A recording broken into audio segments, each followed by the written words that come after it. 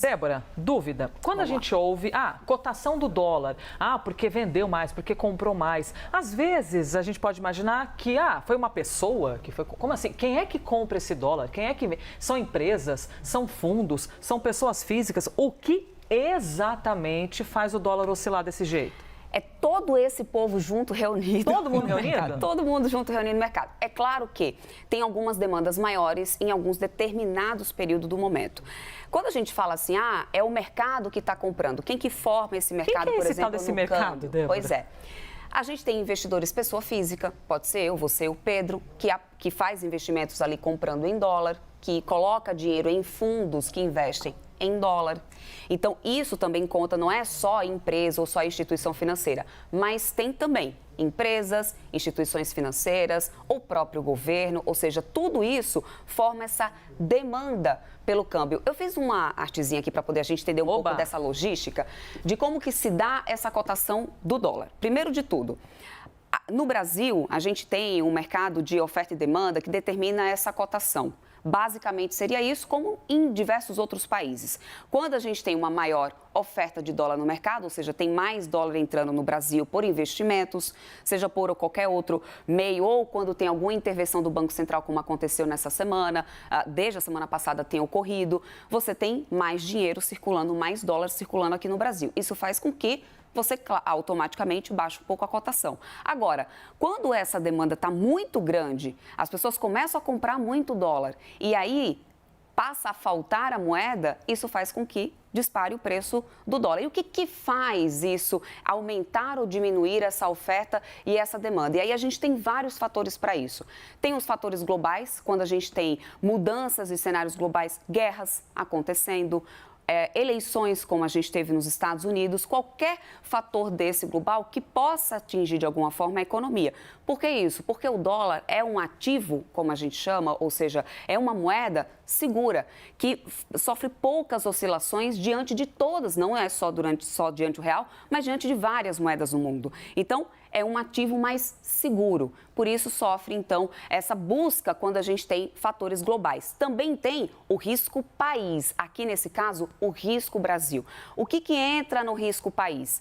Aí entram todos aqueles fatores, questão fiscal, impostos, reforma tributária, juros mais altos, tudo isso entra nessa conta do risco país. Lembra aquelas agências de classificação de risco que avaliam os cenários das empresas, dos países, para poder ditar ali, olha, tem um risco de dar calote, é um de país aumentar confiável, a dívida. Não é um país confiável, Pois vai pagar a dívida, não vai. O Brasil está no patamar de um país emergente, que tem um risco especulativo, ou seja, o risco é maior de você colocar o dinheiro e investir aqui dentro do Brasil e de você não ter o retorno garantido, porque as mudanças, as imprevisibilidades no Brasil ainda são muito constantes, seja de mudança de governo, seja de mudança jurídica ou de insegurança jurídica, que as empresas falam bastante sobre isso e sofrem muito sobre isso, seja de mudança de política monetária, porque o cenário inflacionário também não ajuda. Então, tudo isso entra no risco país. E quando tem um risco do país que é maior, isso, claro, afugenta o dólar. Por que eu vou colocar dinheiro no país que me oferece tanto risco, não me garante previsibilidade no meu investimento,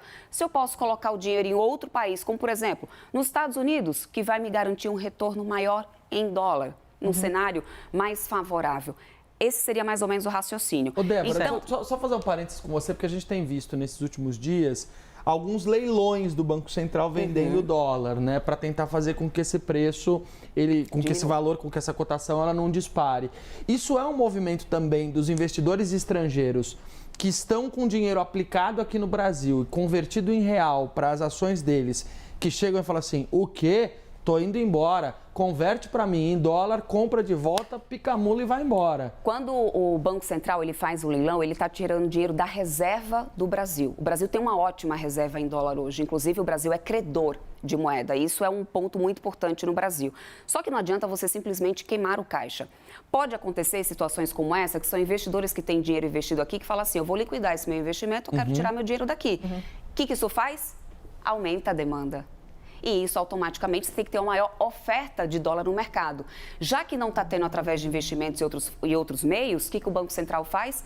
Através de determinadas instituições financeiras, não é simplesmente assim, levantou a plaquinha, gente, estou vendendo dólar, pode vir aqui comprar. Não, tem instituições financeiras específicas que participam desses leilões, compram esse dólar num preço mais em conta para disponibilizar ele no mercado e tentar, assim, equilibrar. Para o dólar ficar mais barato e aí, consequentemente, tentar baixar a cotação. Senão, né? a volatilidade seria tanta que poderia quebrar diversas empresas momentaneamente. Então, assim, isso é um fator realmente determinante também. Faz parte desse movimento combo aqui de oferta e demanda. E essa oferta e demanda engloba todos esses outros fatores aqui de cima. Bom, a gente tem duas cotações aqui no Brasil, que é o câmbio comercial e o câmbio turismo. O câmbio comercial, geralmente, de cotação de referência do mercado. O câmbio turismo, aí tem outras taxinhas em cima da cotação. Ou seja, você fala assim, eu falei agora aqui que o dólar está, nesse momento, 6,15. Se você for comprar para turismo, tem os spreads em cima desse valor, ou seja, esse valor sobe um pouco mais.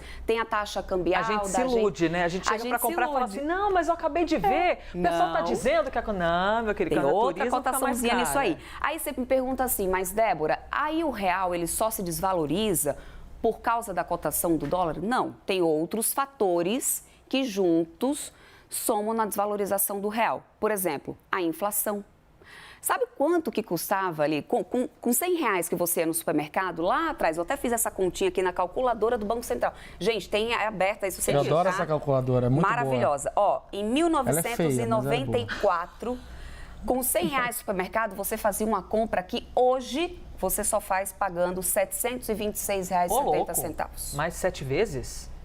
Isso de 90. Eu peguei 94, novembro de 94, para novembro quando a Elisa de 2024. tinha 15 anos. Né? Eu peguei 94 quando o Brasil ganhou a Copa do Mundo, né? o Plano Real. Plano Real. A gente começou em 94. Então, só para você ter uma ideia do quanto que a moeda se desvalorizou, porque tem a correção da inflação, ou seja, quanto que vale esse dinheiro realmente hoje? R$100 de 94, hoje vale R$726. Então, não é somente o câmbio que ajuda a desvalorizar o real, mas também, claro, tem outros fatores, como, por exemplo, a inflação, como, por exemplo, também cenários fiscal e tudo mais. Tudo isso ajuda nessa desvalorização da moeda. Entra nesse bolo. E, no final das contas, a gente é que paga mais caro, Elisa, porque, como eu falei ontem, para quem está ligado aqui na nossa programação diariamente, por favor, obrigado, todos os dias, live CNN, 9 horas da manhã, já está sabendo que a partir de janeiro, inclusive, a gente já pode ver reajuste nos preços de diversos produtos por causa da inflação. Desculpa, por causa do câmbio, do dólar, diferença cambial, que vai fazer com que os preços fiquem mais caros, aí sim mexe na inflação.